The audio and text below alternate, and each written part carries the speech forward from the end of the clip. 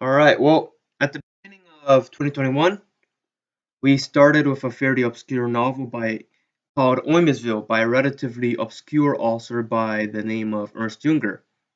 To date, the book review I did for that channel and the 4 book club sessions, all of which you can find on this YouTube channel, have been the most popular videos that I've ever did.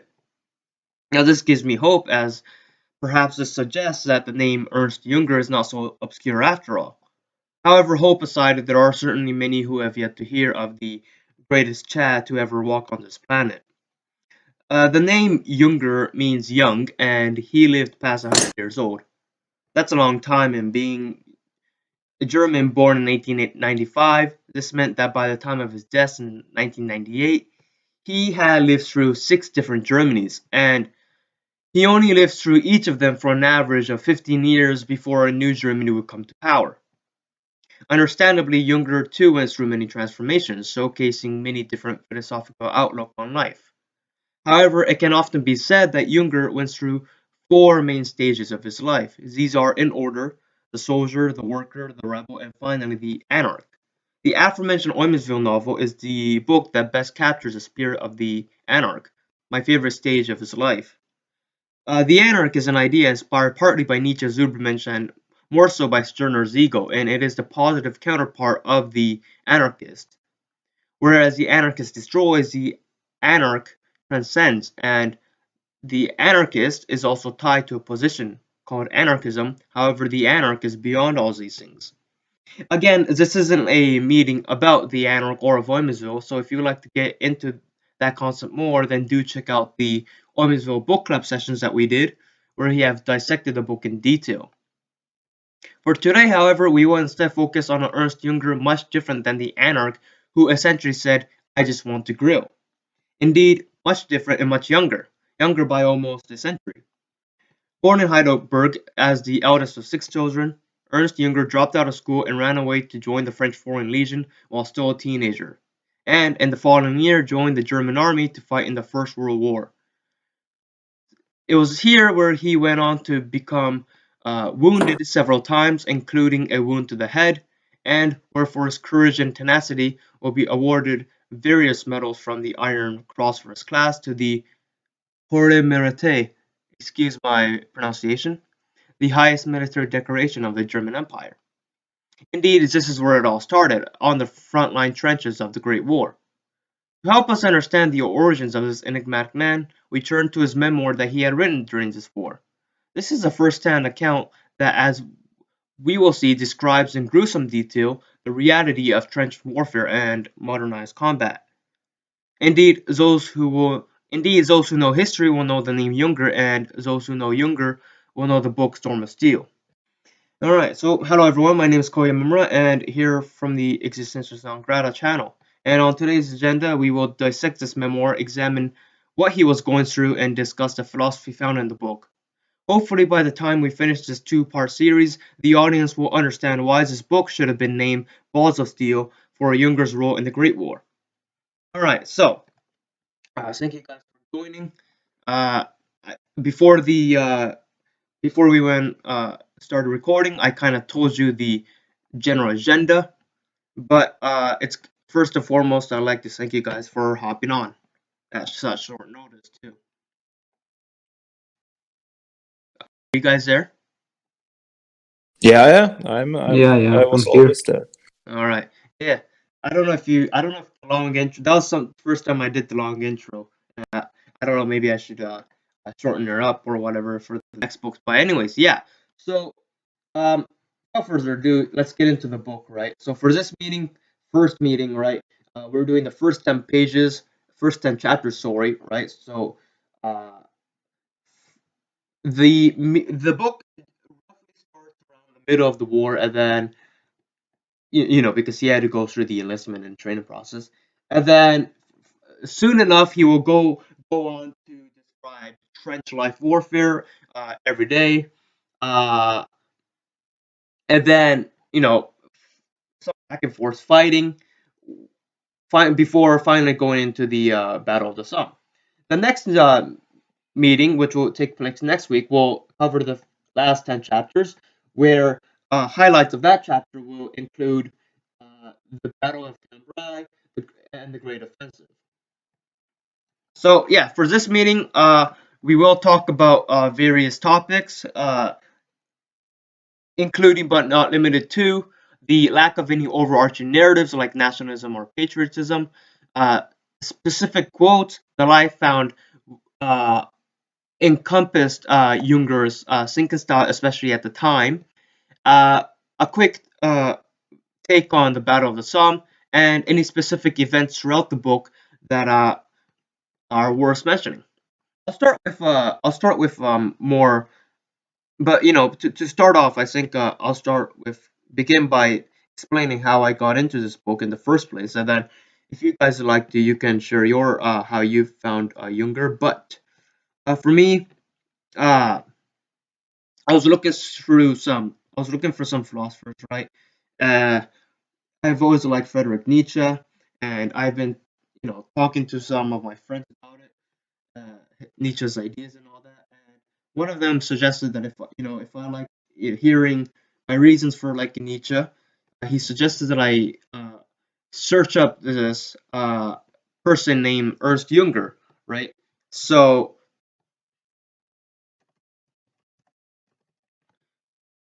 so I look him up on Wikipedia, and I see his little Wikipedia page, and I soon realized that wow, like the values that he stood for, I really have in common with, right?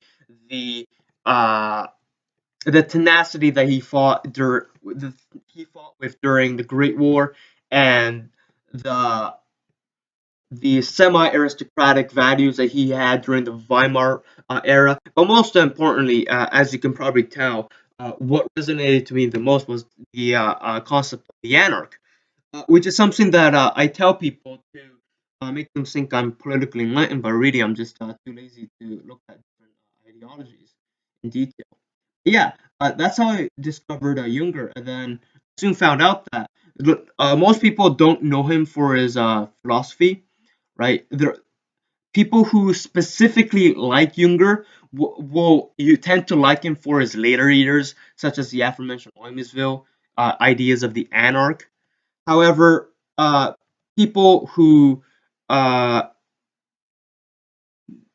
know Junger, just w- not necessarily a fan, but just know the name, are usually historians, and so for that reason, they know the book Storm of Steel, which is the book we're doing right now. And yeah, I read through Storm of Steel, and we'll talk about it. It is very different from the philosophical writings that he has written in his later years, and that's something that we can talk about. But I guess if you guys want to share it, I want to hear how you first got into Junger, and all that jazz, that kind of origin story, and then we can talk about the origin story of Junger himself. Yeah, good. Then I would start. Like, I was always reading this right-wing magazine in Germany, and they once mentioned Jünger, and I got interesting. Like, they described his like overall ideas, and I got hooked right in. And then I went to the bookstore and bought my first book of him. It was not only the first book of him I bought, but it was the first political or philosophical book I ever bought in my life. And so I started to get more into his work. Well, I guess my um, the way I found Jung was different because I found him out of my interest for World War One, and I wanted to read some memoirs of soldiers who lived through it. And basically, I found a web page that said that Storm of Steel is the best memoir from the German perspective, and that's why I bought it purely because of the uh, his life. Shit. Because of his involvement in the trench warfare and not because of his philosophy. Nice. Yeah, thanks for your stories. So it looks like Bean is the one that has the story most relevant to this book club. However, Horsey, I really do wish that you were here for the Oymersville book club because, as you know, that one's just heavy philosophy over there. But yeah, Bean, it's great that you mentioned. You heard that this is the best uh, World War One memoir from the German perspective, because that obviously means that it was ranked higher than Eric Maria Remarque, who, though has a French sounding name, is actually German. And you may not know that name. You may have, but you you may not know that name particularly, but you definitely had to heard his book, All Quiet on the Western Front. So yeah, and Oh yes, yes, yes. yes, right. It's Yeah, even. yeah, I heard of it. Hmm. It's pretty difficult. It's pretty different from Junger's perspective. Yeah, I was just I about to say that. unfortunately haven't read it yet. Hmm. Hmm? It's on my list. I wanted to get Junger's perspective and then from the Entente side, Hmm. Yeah, because I didn't want to read too much from the German side and you get didn't a want bit to biased. get So the Yeah, but to be honest, like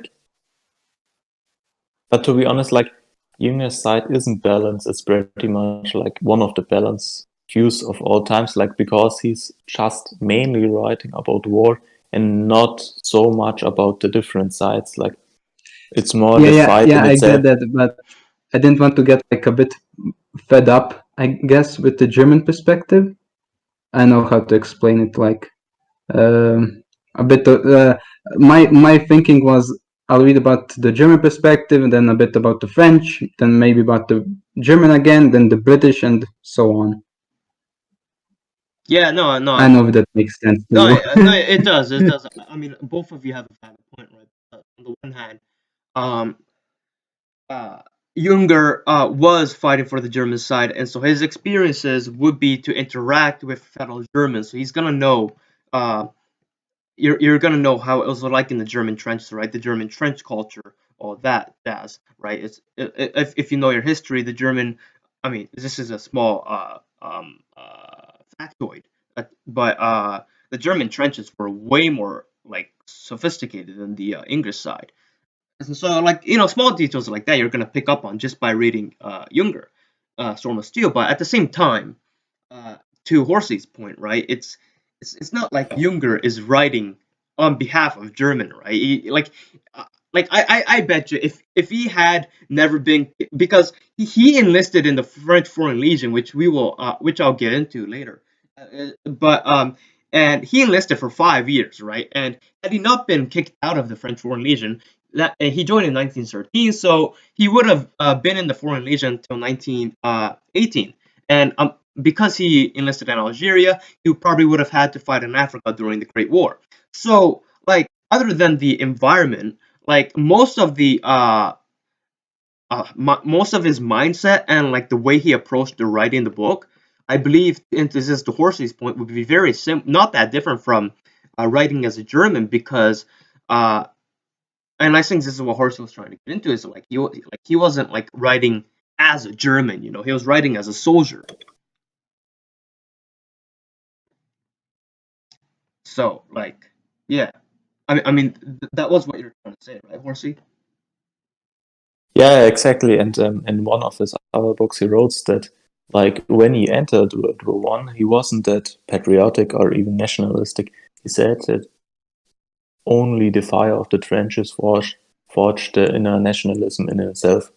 So in the early years, he wasn't much of a patriot or nationalist himself. Mm-hmm. He was more keen for adventure. That's why he wasn't really kicked out. Like I read his book about the Foreign Legion. He wanted to get kicked out. He wanted to run away to have its own. Yeah, he had its own vision of the adventurous Africa, where no civilization um, takes boundaries on the human. Mm-hmm. I mean, you have to remember, Germany had just started their colonization of Africa, right? It was still, you could almost think of it like the New World, that the Europeans looked at North America from. Almost, not quite, but yeah. And and that's another thing is, well, I'll say two things, right? He wasn't very nationalist or patriotic, and that's very true, right? The only time he was such was in reaction to the Treaty of Versailles during the Weimar era. That was the only time he was political, right? And even then, he was very loosey goosey in his stances and who he would associate with, right? He met up with anarchists, he would met up with National Bolsheviks, he would met up with conservatives. I mean, he was a conservative himself at the time. He would, meet up with all sorts of people, right? All sorts of diverse uh, perspectives.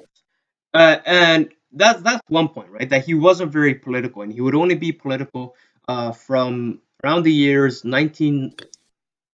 1920s to uh, by the to the early 1930s, right? Just for those 10 years, he was political, and which ties into my other point is that you know people often see his transformation, right? Soldier, worker, rebel, anarch. The worker obviously being in his political phase.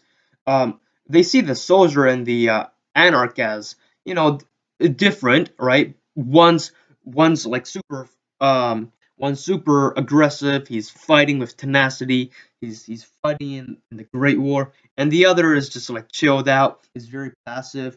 You know, sings he kind of transcends things. He's kind of just above all the mess, right? That's looking at things from a bird's eye view. But really, if you think about it, um uh his soldier phase very much resembles the anarch. I don't know if you guys especially Horsey, I don't know if you're familiar with the idea of the anarch in Noemesville. I don't know if you've read that book. That You did? literally big books I didn't read of him. Like I read a lot of books, but I didn't. Like that's the problem. Like I read so many big books of him, but not yet on so. So I have to You are do that missing out. You are in the missing out. future sometimes. I mean, the point that I'm trying to make is like uh people usually connotate the anarch as this passive, transcendent being, but it's also something. The anarch is also something that's expressive while not being attached to something. And I think as a soldier, he was very expressive in his um, uh, courage and his um, will to fight and his and is even to other things like his emotions and care for his brother. I believe he technically abused his authority by making sure that his wounded brother, got priority in the hospital and being treated out in the hospital. So yeah, like that's like the book itself, and I'll just quickly go into the historical context. Who is Younger? So I already mentioned some of it, right? Like when he was born, um, 1895, Storm Singer being his memorial, etc., etc. So I'll cover the historical context that's mostly relevant to the book, right? So as Horsey mentioned, and as being you probably know, uh, he joined the French Foreign Legion to escape from his to kind of seek that adventure, right? And that's a big deal because Germany and France, politically, right, diplomatically, international relations wise, they weren't on the best terms, right? Germany had just beaten France during the Franco-Prussian War, I believe, which kind of solidified Germany as a nation. And Alsace-Lorraine, however you say it, was in under Germany at the time, and so France would definitely be eager to take it back if they could. So there's definitely some of that rivalry there. And then you have this Younger who's just like, yeah, dude, I want to get some adventure, so I'm just gonna join the French Foreign Legion. So like it's a pretty big deal to join the French Foreign Legion. Of course, his dad would have none of it, so he just sent him back home, uh, avoiding arrest for on the part of Younger, both Youngers actually. But I was talking about the son. And then war breaks out, and he says, if I can't join the French Foreign Legion, well, I might as well join the German army. And The book starts. I mean, the book starts on how I believe it was around 19. It wasn't 1914. It was 1915 at the earliest and around 1916 at the latest. Right? In that 15-16 range, when um, by this time, the stalemate of that became so infamous for defining the war, right? The Trench stalemate that was already in place, and he stops at uh, Besancourt. So obviously he's in France, and this was around the winter, I believe. And quickly he has to get used to the trench life, right? He has to get used to the uh, to use paraphrase Junger's words. He describes the war as very industrial, very mechanic, and this was a sad revelation for many of these soldiers who went in there thinking that it's going to be a bit more chivalrous, a bit more classy, right? A classy war. Uh, I believe what was the British general's name who fought in North Africa during the World War II? Uh, Montgomery. Yes, Montgomery. Thank you. Thank you.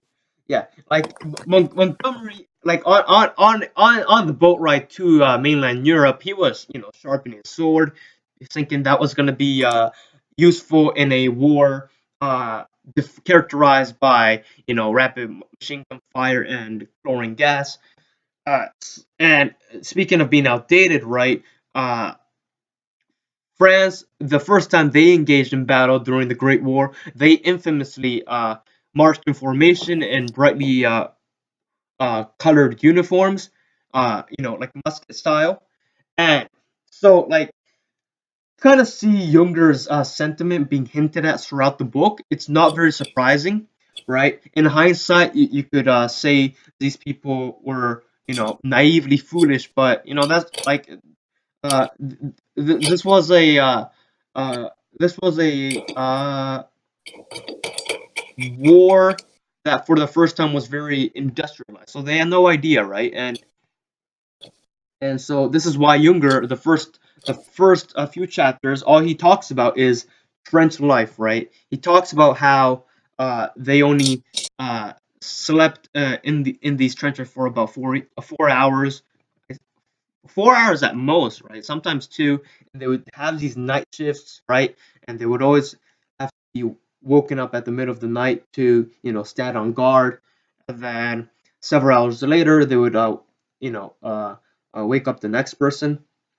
And it was in these times that they would mention how food was scarce, etc., etc. So, like, you guys can add in like any ideas, but I'm just trying to say is like, Junger had a very peculiar background with his unpatriotic sentiments, and unsurprisingly for most other people during the war, he had many naive misconceptions going to war, most likely.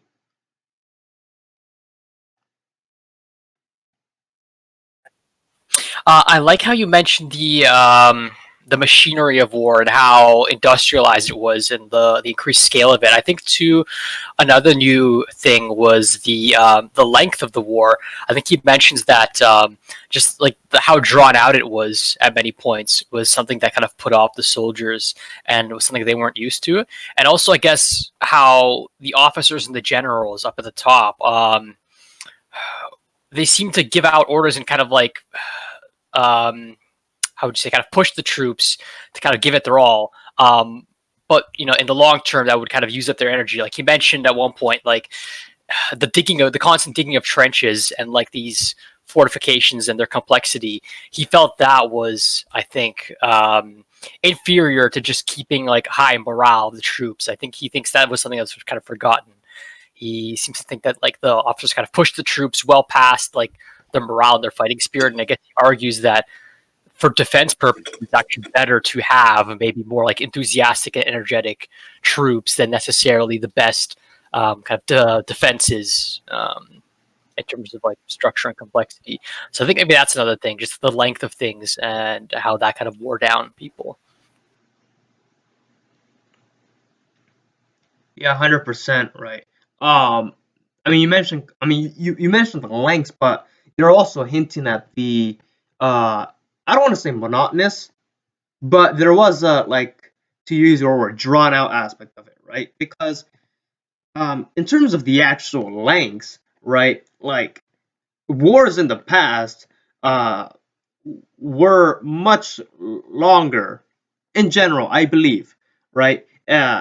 Infamously, especially in the medieval ages, right? Because there was like 100 Years' War, for example, which to be fair was a series, more like a series of war. But like the point is, um, like even though it was relatively short, right, 4 years, I think the important factor is it felt like it was the same.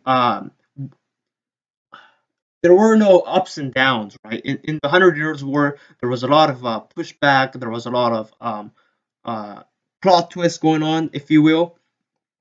However, in the Great War, it was just like, just trench digging, stalemate, lose a couple thousand men to gain, a few feet, and then lose a couple thousand men, losing those very feet that you've hard fought very hard for.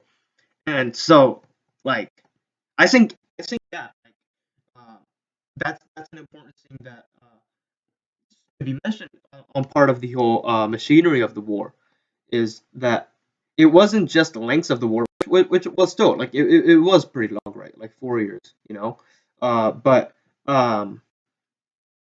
however, there is also the aspect of it being almost like a drudging experience with very little twists and turns,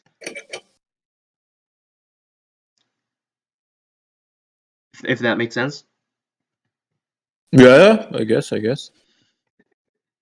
Yeah, I mean, I mean, Michael, you kind of mentioned hold on,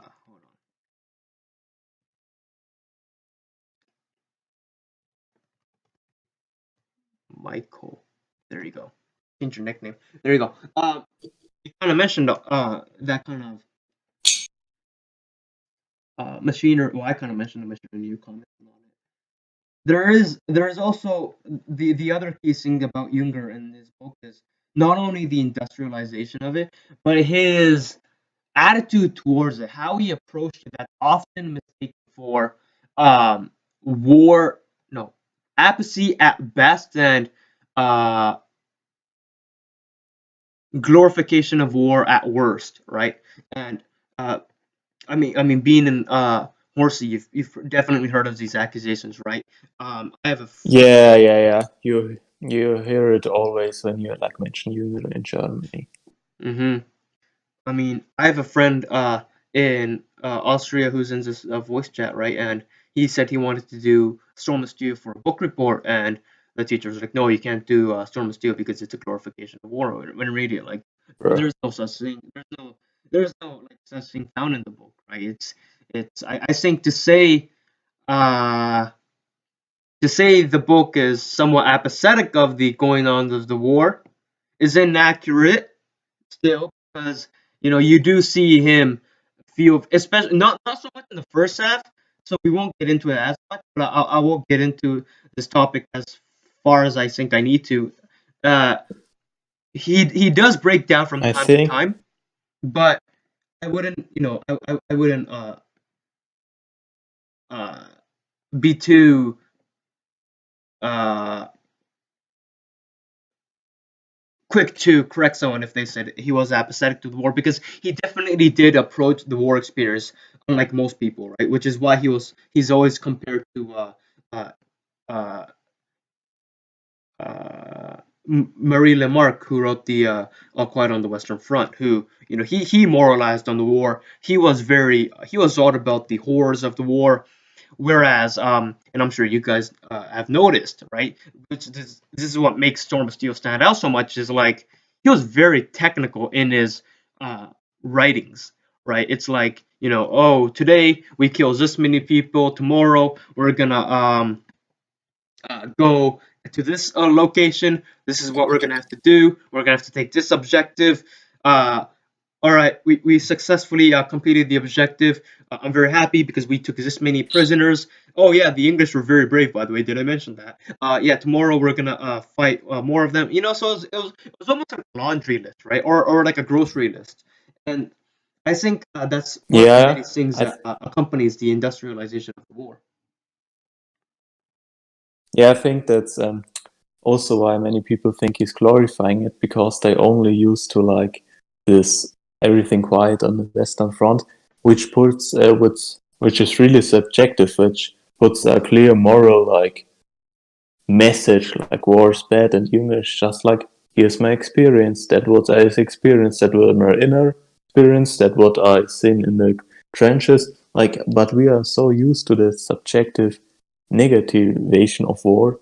Do you think already that the pure objectively view of war is already glorification, because we are just not used to it? Yeah, no, I have to agree too, right? And it's great that you get like more of a personal aspect to it, right? Like, how did it feel going through those experiences, right? However, I think um, if you are reading something that, like, not only a first-hand account, but someone who was up there close in the crossfires, right? There's also the appeal of having a objective, cold hard, this is how it was kind of thing, kind of attitude, right? Uh, and part of that part like I mentioned that the soldier actually has many resemblances to the anarch, but he also has many resemblances to other phases of his life.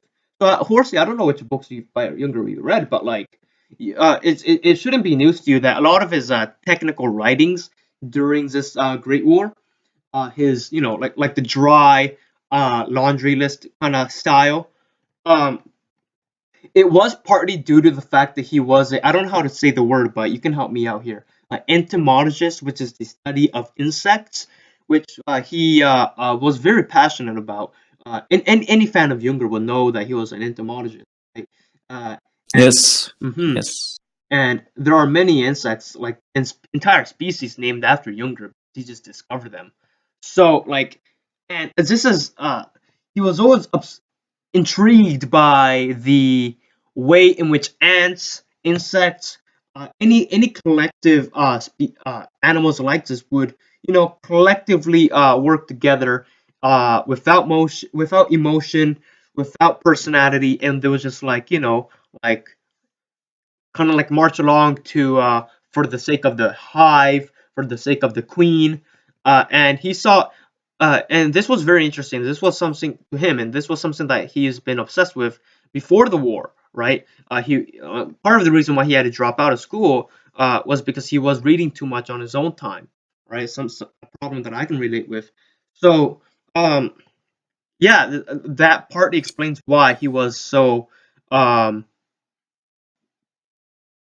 apparently apathetic towards the experiences of the war.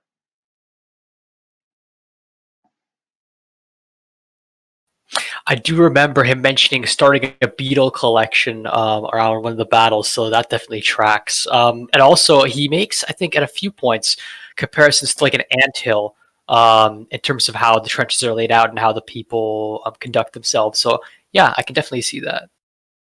hmm yeah, I think Yeah. the. Oh, go ahead.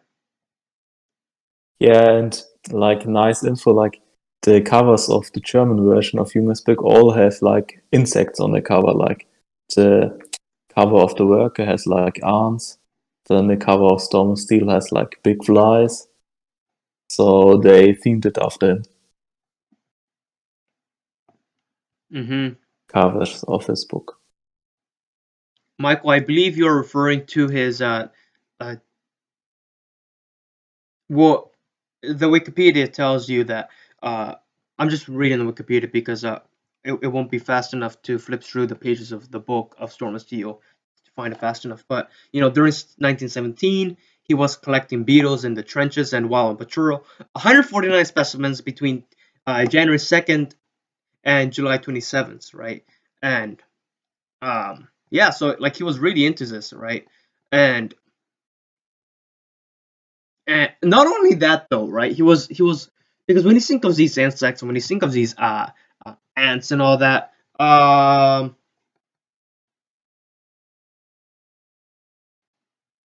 nice, yeah, yeah, those are good covers. Um, What? oh, I commented on your book covers that you sent in the voice chat, but yeah, so Yeah, yeah. they are very nice. So, like, what was I saying? Yeah, but like when you think of these animals, like insects, um, bees. Well, he even wrote the book called The Glass Bees, famously. You seek on them as like not only monotonous, but something that doesn't really think for themselves, right? And Junger could not be further from that, right? Junger was very well known. One of the things that kind of defined Junger's way of thinking is he was very able to look at things from a very meta perspective, right? This is what's so interesting about Storm of Steel, because Storm of Steel is a book where you're caught in the middle of it all, right? You wouldn't be able to see what's going on beyond your immediate vicinity, and yet and he doesn't really talk about the war as a whole, right? He doesn't really talk about uh, the country's current status in the war. He doesn't really talk about um, uh, how good the how royal the Kaiser is, or how important Germany is, or where even like Germany's doing in terms of the war, right? He only mentions that during the Great Offensive when it directly relates to him. And yet, when he talk about Oymesville, when he talk about the Glass Bees, right? When he talk about these books, he makes so much predictions about the future. He makes so much diagnosis of the present, and he is so knowledgeable about the past. And that's one of the things that I really like about Junger, is because even in this book, he doesn't really, talk about, the big picture of it all. He only talks about the micro. He only talks about, the here and now, what's happening in that moment. However, at the same time, Junger does make a lot of like insightful, uh, yeah, insightful insights, for lack of a better word, right?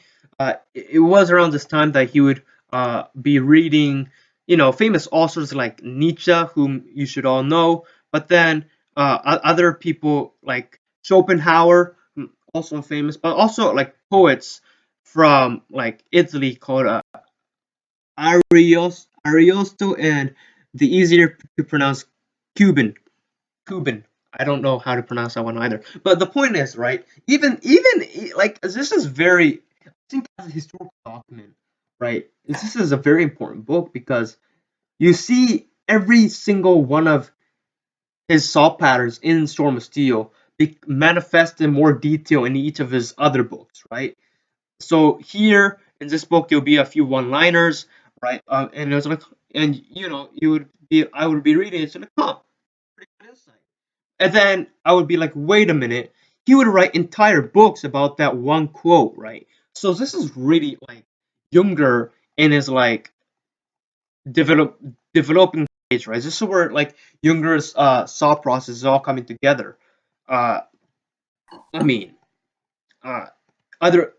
It's the same thing with his Roman books, Roman like prosa books, where every main character of him is just like another version of Jünger himself, and the character of Jünger is also reborn in his main characters in his books. So also in his like storybooks, he carries this spirit forward,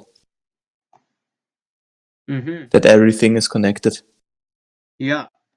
I mean, he says, and most of his philosophical insights are very rooted in like practical stuff, right?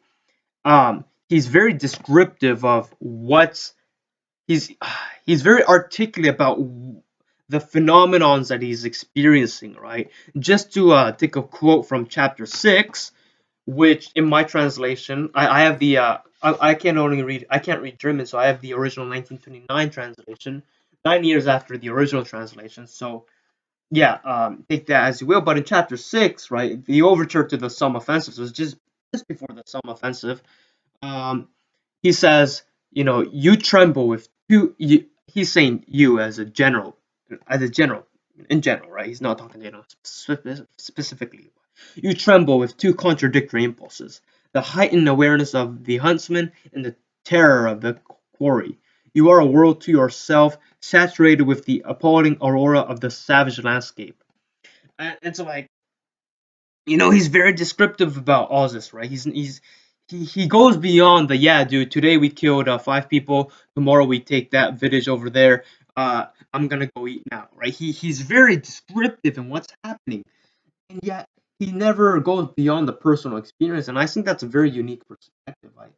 And I cannot hammer that home enough, right? Or just to, like, allude to his um uh allude to his philosophical background, right? In the second half, I won't, again, whenever I talk about the second half, I won't go into too much detail, but he just says, what does Nietzsche say of fighting men? He says, you must have as enemies only those whom you hate, but not those whom you despise. You must be proud of your enemy, and the enemy's success is yours also. Of course, the philosophical quality of that we can get into in the next meeting. But yeah, all over the book, it's like peckered with all these, like, um, quotes about, how he's processing the book, right? How he's processing, not the book, how he's processing the war. And not only that, like, my favorite parts is, my favorite theme in this book above all is how he was able to be sane throughout the entire war. Um, he still had a very aristocratic, romantic vibe about him. uh, right? Some of, like, that old school, like, not the dirty trench fighting vibe, but the, like the dress sharply in color uniform and musket formation vibe, right? That kind of, like, honor stuff, which we can get into later, uh, talking on the industrialization of the war. But he would say things like, the surgeon, who was English, had both legs nearly torn off by a bomb. Nevertheless, he clenched a short pipe between his teeth and with stoical calm until he died. Here, as always, whenever we encounter the English, we encounter brave men. So, like, he still has that, like, uh, dignity about him that a lot of people just, I mean, like, this book was, this war was really damaging to the mental health of the people, right? And it happened at a time when the doctors didn't know what was up with people suddenly shaking, right? Like you hear loud, like, I don't know, like a cup falls on the table, making a loud bang, and then, like, suddenly doctors didn't know what was up with that. They just called it shell shock, which is, it became known as a post-traumatic stress disorder, as you should all know. And, like, it really took a toll on, like, these people. And yet here's Junger. He's just, like, looking at all these. He's just observing all these things from a calm perspective, right? And I think that's very interesting that he would uh, just be coldly descriptive about all the events that were happening. Uh, He also said in one of his later books that only like this personal experience counted really for him. Like that's why he hated photos, because they like seem to transport the experience but lack every kind of emotion or feeling that were present when this photo was taken. That's why he hated photos of the Great War, because it didn't transport the real impact behind the situation photographed at the moment. wait, did he? That's interesting because I've been talking to my friend about this, but did he say this when abouts did he say this? I guess during the In 1920 29 and 1929. Okay, so this was around the uh, Yeah, that's what the phase when he abandoned the hyperrealism and objectivism from Storm of Steel and switched more to surrealism. yes. And this was his books. The Adventurous Heart was when he switched to surrealism. I mean, well, it's interesting that like I'll talk about the photography later, but it's interesting that he hated. No, I'm sorry. It's interesting he went through so many changes because you put these changes right, and you look at them, you're like, man, how could they be so different? And yet you see these symptoms of these of the next of his Hello. next you see symptoms of what he's gonna become in his earlier stage, right? So like I've said, um, um, like I've said, Exactly. It feels like an evolution of himself, like yes. not just like disrupted elements, but really an evolution. Thank you. Like you. it's yes. Your English is better than mine.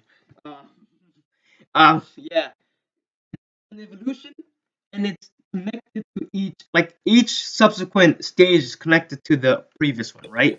The soldier is related to the anarch, right? His magical his surrealism is kind of like a step above the writing style in Storm of Steel, right? The hyperrealism that you mentioned. So yeah, that's super cool. I wanted to talk about we don't just because part of the book club is not just talking about the book, but like having our own input on the um of the book, right? How we so like contrary to Junger's writing style, we're going to be subjective here, right? We're going to be very personal here, and it's very interesting that you mentioned that Junger hated photography. I don't know if he hated with passion, but you said he didn't like him. And though I've never heard of that fact, like I'm not surprised, and I'd be very inclined to believe you because from what I know of Junger, that sounds exactly like him. Right? He was very uninterested in these um uh in these In this natural yes experiences. unnatural Wasn't that like simulators his of topic reality, right? He was a like in very the Claspies? in the Glass Bees, and most famously in real life, like he lived until 1998, and he's never touched a computer. He's never owned a computer. Interesting enough, with all this talk about hatred towards simulated reality, he was very approving of LSD. So Yeah, he was one of the first to test this. hmm he did it before the hippies, right? So that's pretty base. Yeah, because he was friend with the creator of it. Yes, Hoffman. Yeah, did you read his books about it? I did not read his books. I have it. The only books from from Junger that I've read has been Oimsville and this one we're reading is almost two that I'm gonna slowly make my way through. But yeah. I think the other ones are not translated in English. Ah, okay. That's sad Die haben because it's really Bücher. good. Ein Großteil seiner Bücher sind nur in Deutsch. Schade. Yeah. I don't know if Should we teach you German? I am very bad at languages and Ja, können wir schon machen. wait, did you guys read what languages did you read Storm of Steel in? What? What languages did you read Storm of Steel in? I read everything in German because Okay. it's good available in German. Yeah, I mean, I'll get to the photography stuff in a minute, but now that Levsky's here, I just wanted to ask. I don't expect you to know the answer because I don't know if you've read I don't know if you've read the English version, but I wonder how different the English version is from the German version, because the first time it's been translated into English, the book has been out in German for over almost a decade. So I really do wonder why. I really do wonder any differences, right? Like because we know the book was very edited. A lot of his talks the that could be seen as a glorification of war were cut out. So I don't know what happened in those 9 years. I think maybe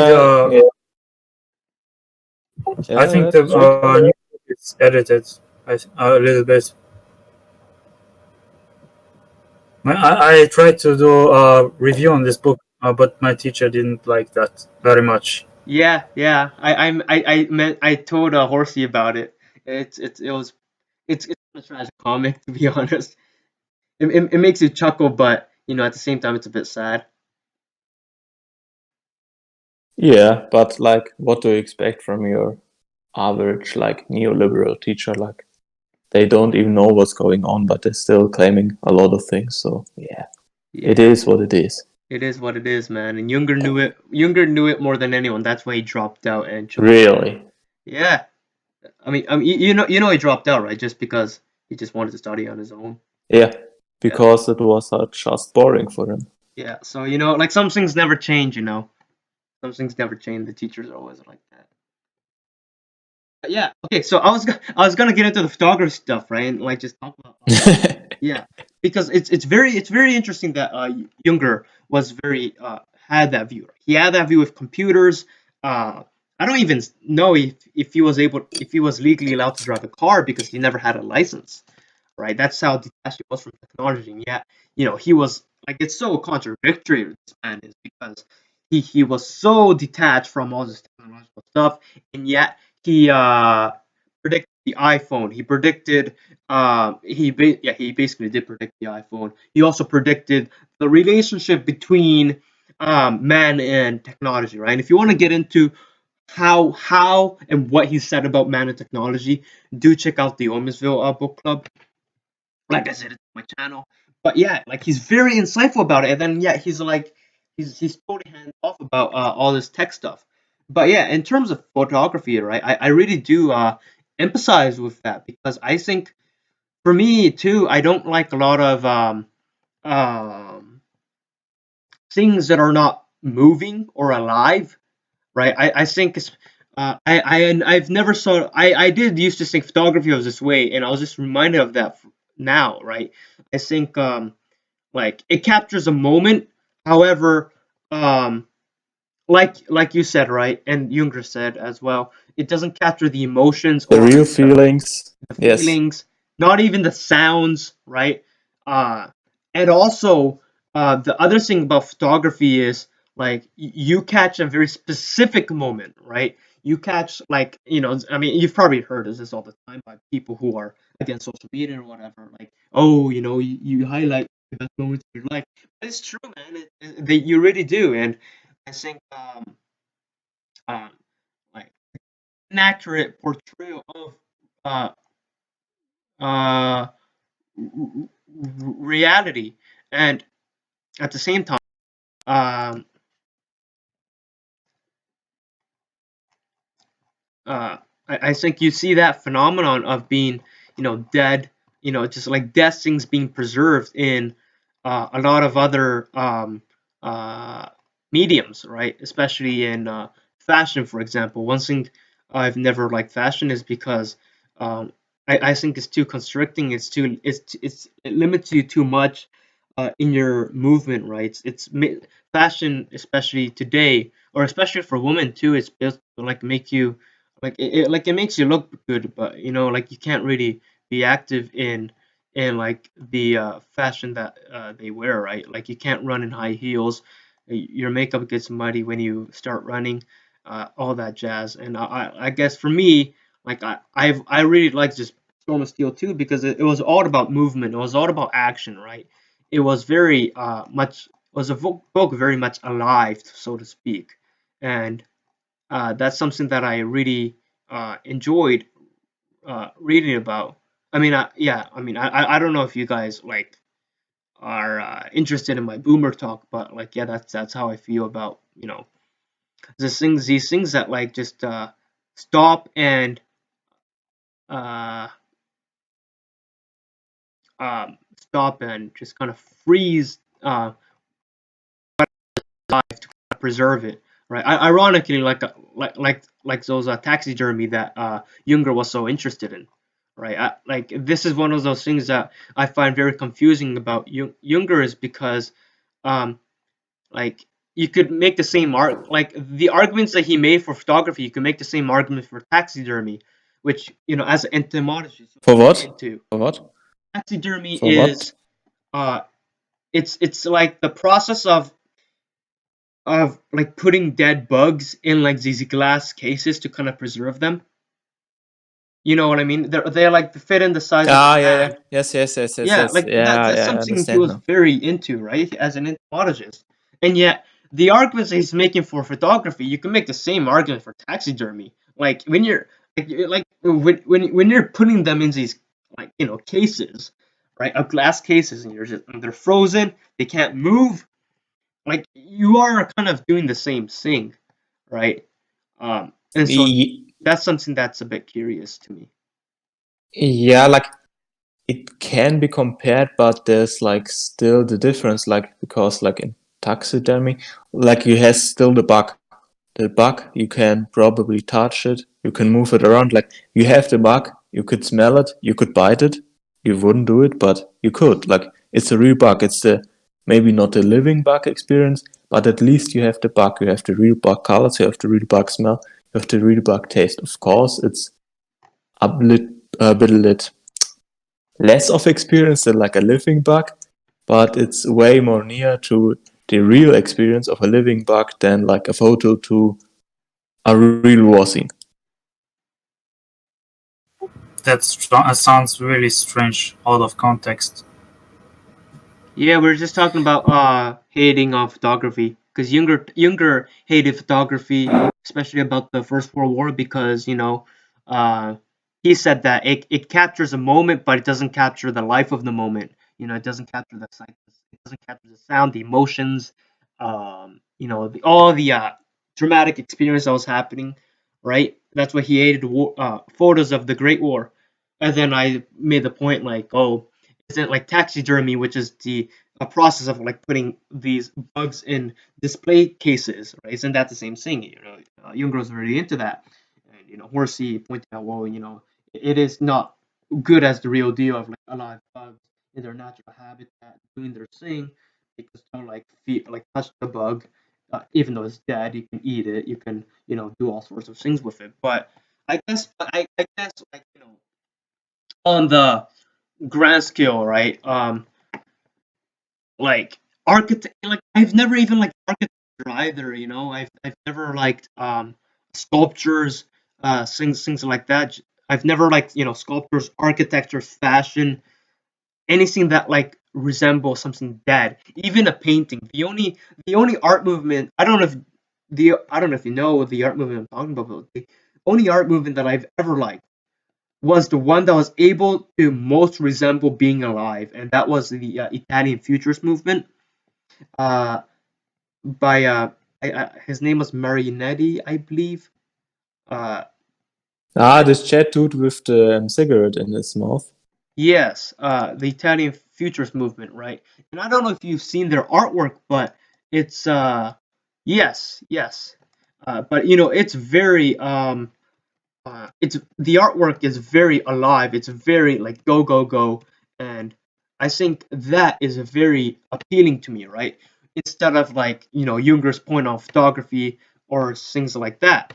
And um yeah, like I don't want to go too much off a topic here, but I mean I don't see any shame in it and going off topic. So you know like there's all these stuff are so dead, and I've always liked about this book is it's it's it's uh it's It's like describing the the entire encapsulament of process. living. Hmm.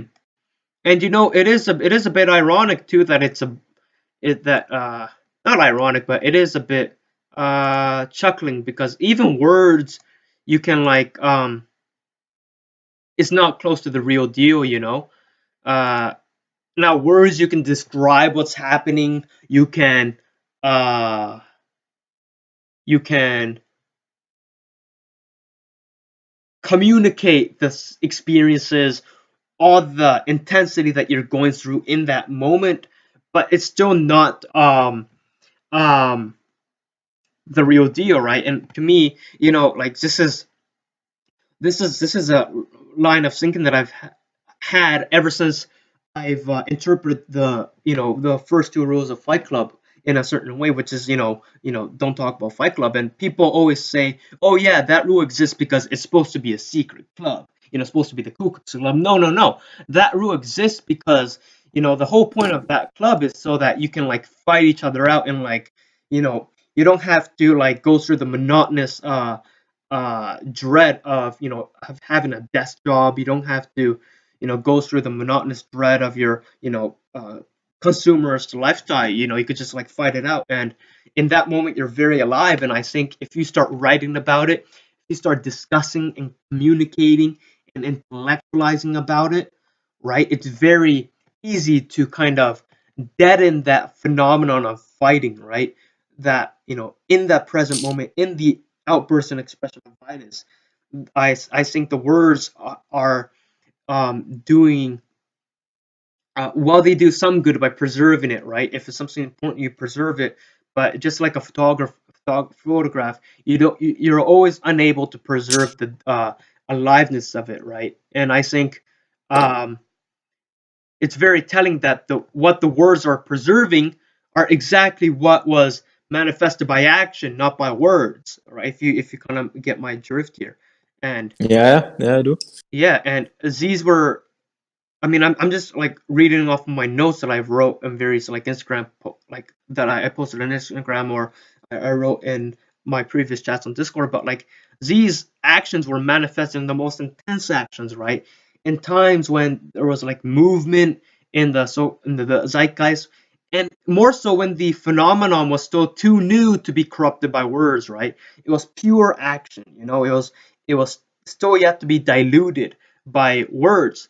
And I think in these moments, this is where new life is made, and then in a effort to uh, uh, comprehend it, they use words to kind of like say, yeah, this was a extremely magical experience, so I'm going to write it down and tell you what it's about.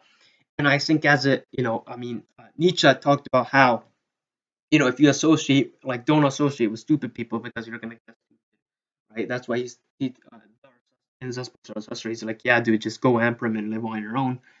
But, yeah, I think in as appreciative I am of sort of skill, right? We do have to acknowledge that we're never gonna get that like full experience that um um that Junger himself went through. And I don't know if you guys emphasize with that, right? I mean, obviously, Yeah, yeah, okay, well, that's good, right? I mean, like that's having that's that why. adventure. What?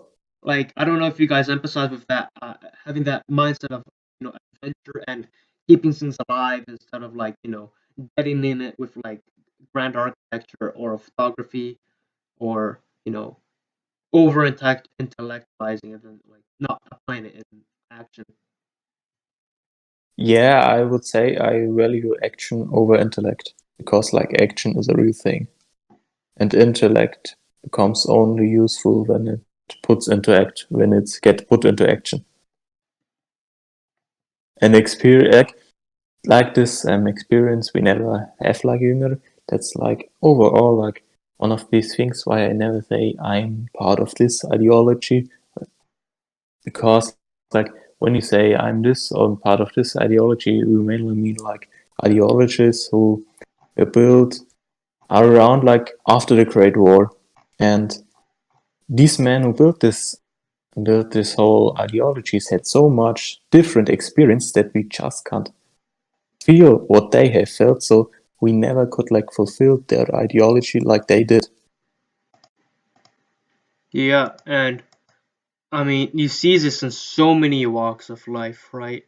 One of the uh reasons I started this channel is to talk about the problems I see in existentialism, not existentialism itself, but in its modern incarnation. And I think a lot of them are unwilling to, fully exist, which is to fully experience, right? And the existentialism, as you know, is the acceptance that life has no objective overarching meaning, so you just kind of create your own.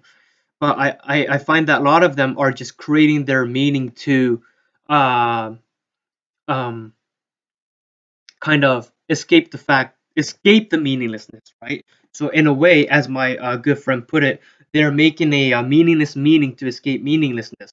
And this goes to your point, Horsey, on what you said earlier, because um, uh, like these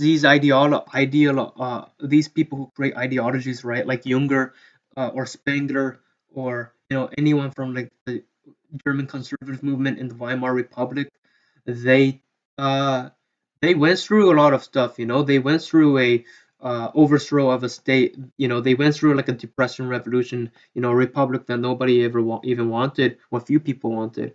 And they went through like the Great Depression and all that. And so they have experiences, and then from there they draw from that richness of experiences, they put pen on the paper and start writing.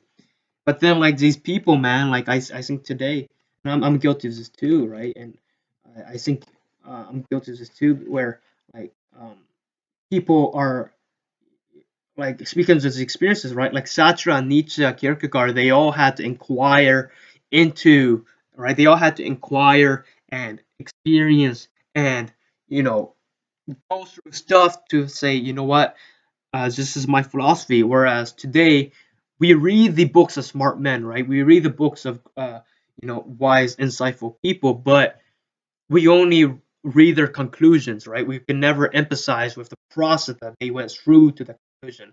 And um, I mean, I think Junger himself would agree with this, right? One of the reasons why he okay, you're gonna help me out. You're gonna have to help me out on the German here. What is the mountain club in German? The Wonder Virgo.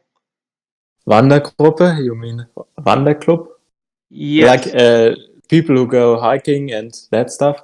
yes, the German like youth movement for mountains and stuff. Yeah, yes. It's Hmm. you can call it a Wandervogel, ja, genau.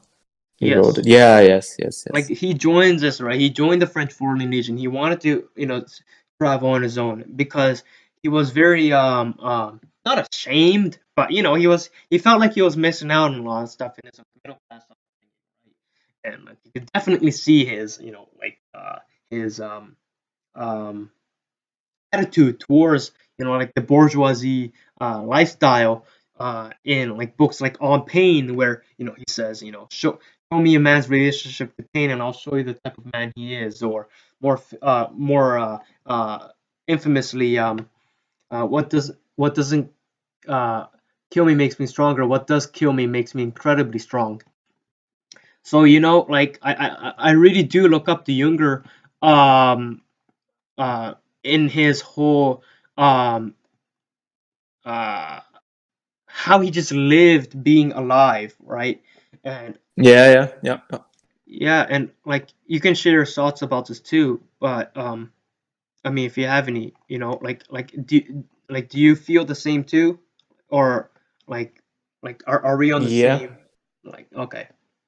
like when you want to know more about this living the life, then you should definitely read And Adventure is Hard, because like in Storm of Steel, maybe in All Honestful, I didn't read it yet, you have only like you have the same context, but like it goes with the flow. Like you have the war story and this philosophy goes with it. But like in Adventure is Hard, you have like whole whole like capitals dedicated to this theme. Like once he wrote that like the purest years of like being a human are like the years of childhood where you really living the life, where everything has this magical glow, where the life seems really worth living, where there's like every moment is lived worthfully. Mm-hmm. Right, and it's I like that emphasis on emphasis on the moment. because for me, a lot of people a lot of people they're so weird, man. They always talk about, think about how you'll be remembered, right? On your deathbed, you want to be, you don't want to have any regret. I don't think like that, right? I don't want to be on my deathbed thinking about all the things that life did. I want to, like if I'm on my deathbed, I don't want to be thinking about the life I've lived, right? I want to be thinking about the life I have left. I want to be fully immersed in the experience of being on a deathbed instead of, escaping from that and just like thinking about better times. And that's why I don't think Yeah. I have anything, not too nostalgic. I am sentimental, but I'm not too nostalgic, right? I know a lot of people, especially like reactionaries politically, they always are very nostalgic about like a grander past. But like for me, I don't look for a specific moment to return to, but I want to look like in each moment, right? I look ahead in like each Yeah. moment. hmm And I don't. One quote of it. Oh, No, go ahead. big. Go ahead. I talked a lot, so you can go. Yeah. Suited to that, a quote of Jünger I really like is, "There's no happy end in time anymore. Yes, I All love that quote. happiness lies in a moment." Yeah. Like that's describe one of my philosophy. Like when a moment is good, I try to like fully embrace it, to capture it, like to have this moment to be fully lived as possible. Like maybe there is no happy end, but there are happy moments and that you should embrace. Yes. And yeah, I like that, right? Because like I said, I don't care to be on my deathbed thinking about the past, right? I want to dedicate my living energies into every single moment, right? And I think one achieves this most when one is near death, right? I think like when one is near death, right, that's when you're most alive. And um Yeah, that's one of the interesting things, like in Storm Steel, when he yes, describes yeah. this near death scene, like that Mhm. was one of my favorite scenes. This feeling of like he was happy, like he was fulfilled in this moment. That was really was what this was what really interested me. Like this feel of fulfillment, even in the face of death. Yeah. And well, uh I mean, now I just want to be clear, right? Like for me, this is just my opinion, right? I mean, seeking death, right? It's like it's seldom is it honorable. I don't think it's a good thing to seek death itself. However, it is always this case that seeking deadly situations, right? So you don't, instead of seeking, like I'm not supportive of seeking death explicitly, but in situations that are deadly, right, potentially leading to death. I think that's where life is found the most. Not only that, that is way better than seeking both. That is way seeking deadly situations better than seeking death or comfort, because to me, arguably they are the same thing, right? And like Junger definitely talked about this after the war, how he never, I don't see it in, in this, we live in a society, I don't see it in where I live, right? Like especially in like, I don't want to get like um I don't want to like get too moralizing, but Junger definitely like complained about how um, these so-called liberal values, they've made the people too comfortable, and um, I think in a way like it resembled the lifelessness and emptiness that he talked about in photography, or what I talk about in fashion, architecture, makeup, uh, most art, things like that. So yeah, I really like the Storm of Steel because it's not the experience itself, right? You cannot contain an experience in a book. You can only live through it, and then like you hear the bird chirping or a car honking, and then boom, the moment's gone forever, and so you could only appreciate that one moment you had. But like Yeah, I think Storm of Steel does a very good job of you know capturing that moment. If it, yeah. yeah, albeit it does not. And you see, you said like that seeking situation where death is near is like this good thing.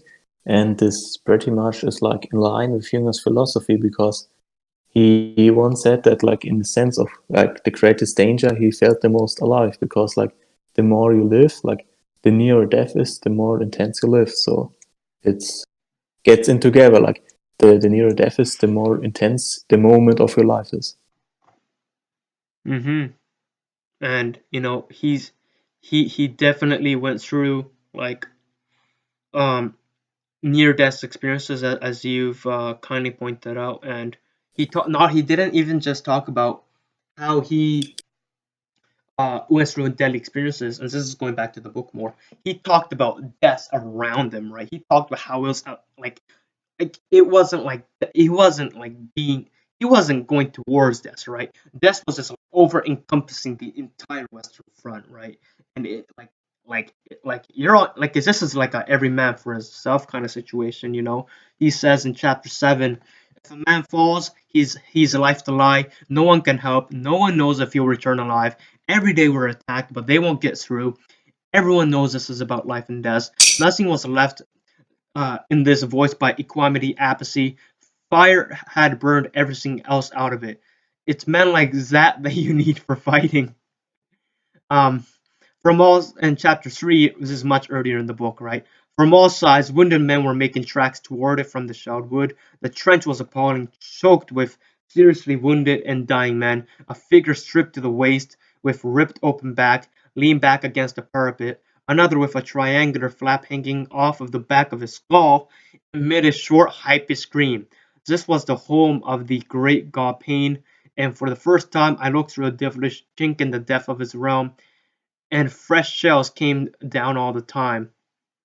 Like, just like going back to the industrial aspect of it, right?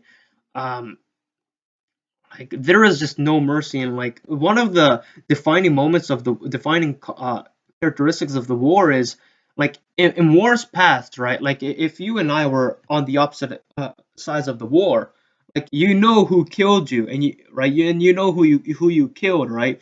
Like if I get my spear and like stab you, like you know who killed you, right?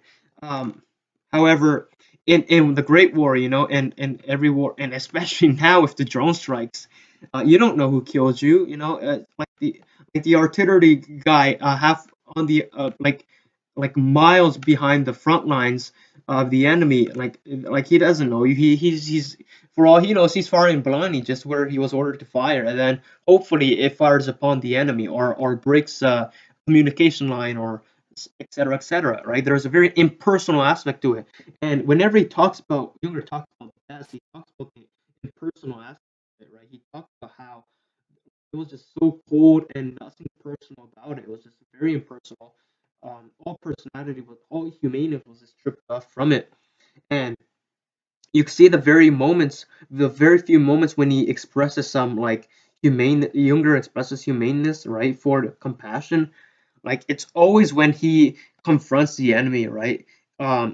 Except for the Great Offensive, but like I said, with the English surgeon that was had his legs amputated by a bomb. He commended the Englishman for being very brave.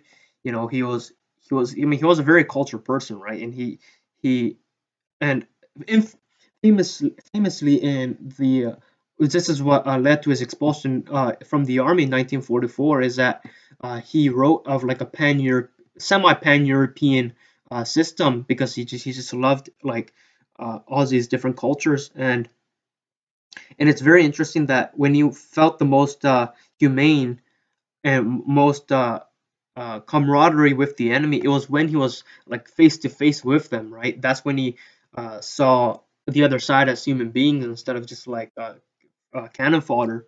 Yeah, that's like one of this another point, that there's like no over existing theme. I don't know how you put it, like nationalism or patriotism. Like he stands more for like human, noble, aristocratic human values, and Yes. that's what he always describes in his books.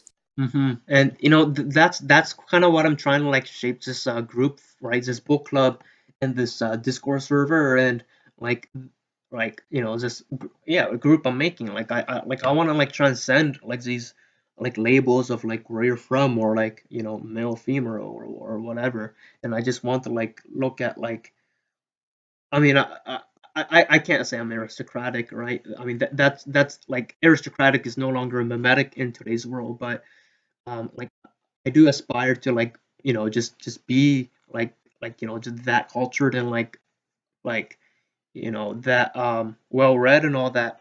And yeah, like, you're right, he wasn't looking at like who was German, who was English. He was looking at who was brave and who was cowardly. He wasn't looking at like, who was friend and who was enemy. He was looking at who fought well and who didn't fight well. So he was really looking at the character traits, and I think that's very um, um, uh, that's what definitely sets him apart from this. Yeah, that's true. Like overall, like this, like Junger's evolution in writing reminds me a little bit of Evola. Like both Evola and Junger write about transcendent human values, like don't bound to any specific nations, and like have like Junger developed the anarch, and like Evola developed the like not theme, not topic, like the concept of riding the tiger, which is, at least in my opinion, kind of similar to the anarch. Like, yeah. So like it's pretty interesting, like how all these big intellectual went a pretty similar evolution. Yeah, and of course, like Nietzsche's Übermensch, Stirner's ego isn't really like aristocratic in any sense, but you know, um, You mean Stirner's Jungers or Stirner's ego, which is who? what Junger's Anarch was based partly upon Stirner's Max Stirner. Mm-hmm. It was based partly upon him, but like, the of course the ego is not very aristocratic. It's not even a person, right? It's more like the anarch, or it's not a person. It's a potential being. Yeah. So I mean, it's there are pockets of these, like, writers and philosophers who talked about this stuff. I mean, Evola too. He fought in the First World War as an artillery officer, I believe, and But like that's the difference. Like Junger was deeply shaped by it, while like Evola was mainly behind the front lines. That's why he never like got really into the war. Like yes. he was like participating, but like he never felt it like Junger. Like Junger was living for it. If Odo was given the type of orders that Younger had to carry out, would be a good way to say it. Yes, exactly. Yeah. Yeah. Yeah. Just a final topic, right? Actually, do you guys have any specific topics that you guys would care to go over? That But you were a little bit hard to hear right now. Okay, I'll repeat again. Do you guys have any specific topics that you guys want to go over that I haven't covered? Nah, not really. Like I go with the flow. Like when a All topic right, appears, like it sounds just good. appears, and we Yeah. drift into it. I guess my final topic is, just harking it back to the Great War, right? Back to the context. Is the main climax, I would say, of this like first 10 chapters, which is, the Battle of the Somme, or however you say. I'm not French, dude. So, like, just for context, right? It was basically mainly the British and the French, and of course, when I say British and French, I'm also talking about, the countries under British and French rule. Yes. They would engage in one of the bloodiest uh, battles of the Great War, perhaps the most famous battle of the Great War. I mean, people know Ypres, people know uh, Passchendaele, which was another Ypres war, I believe. People know the Great Offensive. Everybody knows the Somme offensive, right? And I believe this was when the first time that the tank was used in uh, the war. Yes. Me too. I think yes. This was. Anyways, yeah, and I can't find it. I can never find the actual fact again. Like I read it once, and I've never been able to find it. But if it is true, it is very um interesting, and it is that in the first 3 days of the war, people who the casualties in the first 3 days of the Battle of the Somme, uh, British deaths, right? Like the British soldiers who died, amount to more than the American soldiers who fought in the Great War, Korea, and the Vietnam War combined. And like all those soldiers combined would not, like all those American soldiers combined would not count up to the add up to uh the number of British soldiers who died just on those first 3 days, right? And this is what made I don't know if it's true, right? I don't know if it's true.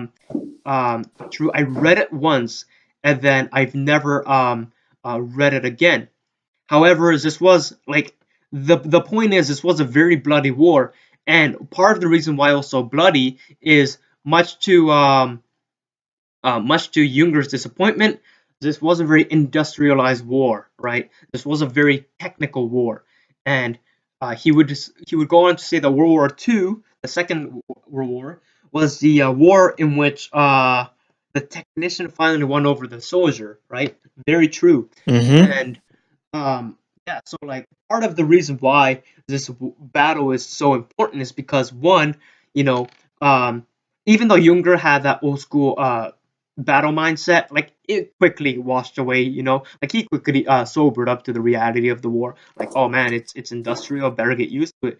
But like the generals who are comfortable back home, they've never like they never understood. So they just like they just kept sending men, and like if you don't want to go, then you're a coward, and like you just have to go, right? And like they weren't catching up to the times, right? They weren't updating their strategies or tactics, right? They weren't saying, hey, like one person behind one machine gun can like mow down hundreds of men, right? And so like maybe we should switch tactics. Maybe we should like engage in more guerrilla warfare. Like they never did any of that. So this was what made man, what was his name? Uh uh what's the name of the general that fought during the Battle of the Somme? I believe it was The Guillemot? That's something else. I don't I thought it was Haig. Yes. No. Yes, in December 1915, General Sir Douglas Haig uh, replaced Field Marshal Sir John French, of all names, as Commander-in-Chief of the uh, BEF, which I assume would stand for the British Expeditionary Force. Yes. Uh, Now, Haig favored a British offensive in Flanders. Yeah, so like bro, like all this stuff, like it was very tragic because the poor soldiers, they had to fight on like um outdated strategies on behalf of the generals. But what makes this so interesting is that whenever you hear the Somme, right, you always hear from the British perspective, right? If you know your history, the British lost the Battle of the Somme, I believe. And you always hear when you read it on Wikipedia, you always hear more about the British, right? Their strategies going in, their mindsets going in, their tactics going in, their results after they have gone in. You don't hear it from the German side.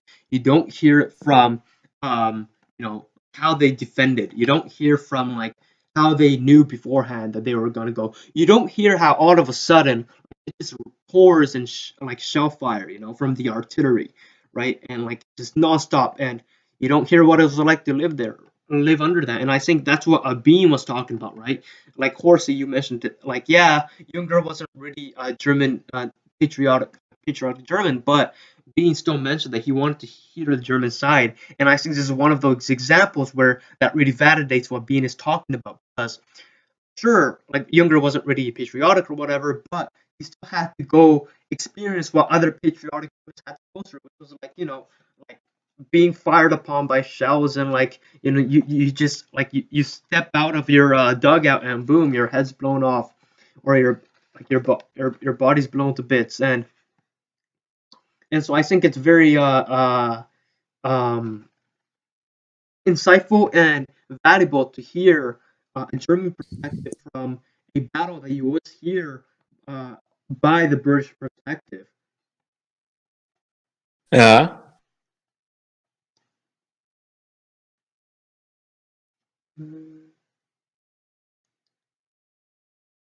Yeah, so like just skimming through the chapters here, does like Somme, for example, like he would really talk about the nitty gritty, right? Like, he would talk about he had in the evening last corporal. I'm not German, so you're gonna have to help me out here again. Now, What? how do you say that? Schnau. That's a name. Lieutenant Corporal Schnapp came to report that he had detected a sound of pickaxes for 4 days past underneath his section's dugout. I forwarded the report, I being Junger, forwarded the report and was sent to pioneer detachment with a listening apparatus. Our suspicions were not confirmed.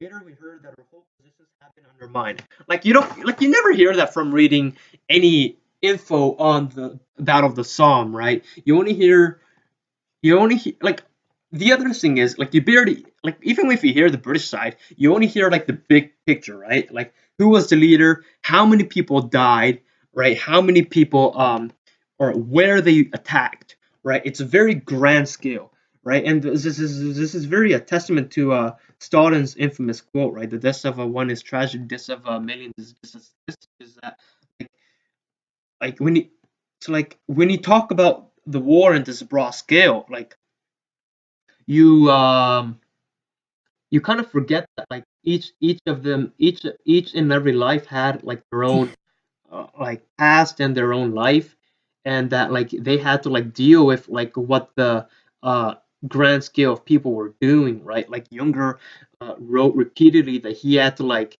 go in the middle of the night, right? He was supposed to be sleeping, go in the middle of the night with some of his buddies, go across no man's land, uh make his way through the barbed wire in the mines and just like cut the communications lines and then probe all the way back hoping to not get caught and shot. You don't hear that, right? You never hear any of that from either side, and I think the fact that you do hear is very valuable um, to hear. Yeah, like that's why I would like recommend Storm of Steel so much, because like it's this unique description of war, like you never see elsewhere. Mm-hmm. Yeah, 100%. um So like that's something that like just wrap it up here, right? Because it's almost noon for me and I have another meeting that I have to attend to. But yeah, like definitely, like this book is intimate, right? It's very um up close and Especially, yeah, go ahead. especially like in the end, it's when it's about the last offensive, it gets a really nice flow. Like you get Yeah. soaked Mhm. into the text. And we could definitely talk about that in the I mean next meeting, and I just wanted to say like I can complain all I want about how a book does not do justice to the entire experience, but like if you had to pick a book, it would be this one because no other book does go in this far into the experiences of the war, and um, again he was very articulate in defining what was happening around him by saying things like you are he would like make great commentaries on it, right? Like he would say you are a world to yourself saturated with the appalling aurora of the savage landscape. Books and bullets have their own destinies. uh like etc. etc. I can go on forever and ever. It's extremely it's not a well written book. It's not like it's not like it is well written as a memoir, not as a novel, not as a storyline, not as a plot line, but like a plotline has a beginning, middle, and end. This one has moments, moments, moments, as we talked about, right? It has each and every moment. It doesn't, and uh, whether or not it doesn't have a happy ending, it has moments of like happiness where he just chills in like a village and like drinks wine and like looks at the library. And I think again, just harkening back to the fact that he has an evolution in his character, it's very interesting to see how each subsequent phase in his evolution had symptoms of it in the past. So, yeah, that's all from my end. Thank you guys for coming on here. If you guys have any last words to say, you can say it.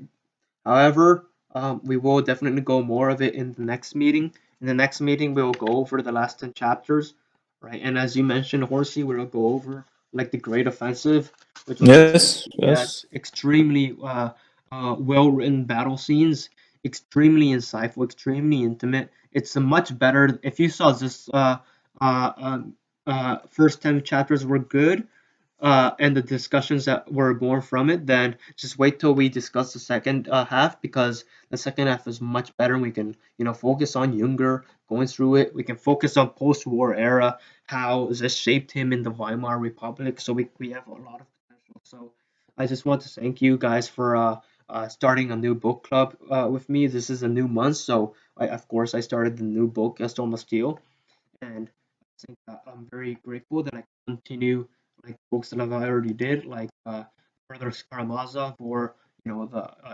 Oymisville by Junger. So yeah, thank you for that.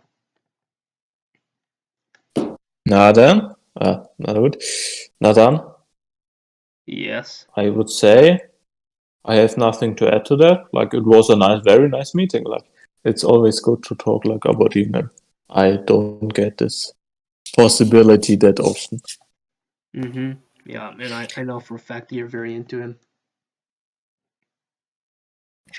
I guess the only thing I would like to add, I don't think we went over this, is I found it interesting early on in this book. He mentions the way the village was laid out.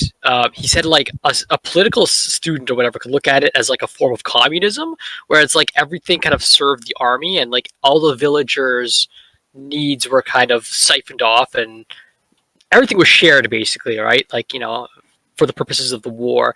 And I found that kind of interesting in the sense that like wartime brings this like sense of necessity and suddenly it becomes um, okay to like appropriate, Yeah, civilians and maybe that property and that sort of inspired him thing. to. Yeah, maybe that inspired him to write The Worker then in the 30s. Yes, the worker Like dominion this of kind war, of. which I've heard many good things about. Yeah, I actually missed that, Michael. And we didn't talk about it. Have you read the whole book? Not the whole book yet, Okay, no just like up worries. to what we're supposed to read for it today. Yeah, no worries, no worries. Yeah. Did you enjoy it? I did, yeah. Like Okay. you said, it's not like very like structured. It is kind of here's the battle and here's the battle, but it does have some nice insights and it does focus a lot on the humanity. Um, well, the consequences, the human consequences of war, I guess. Yeah. Yeah.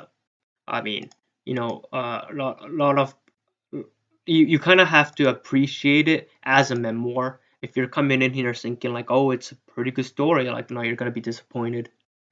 So yeah. Yeah. I mean, with that being said, is it alright if I shut down the recording? Sounds good to me. All right, I'll see you guys next week, same time around 9 a.m. In my time, so around 6 p.m. in where you are, Horsey. I don't know what time it is in Croatia, but yeah. Yes. So thank you guys for coming on. I will stop the recording now.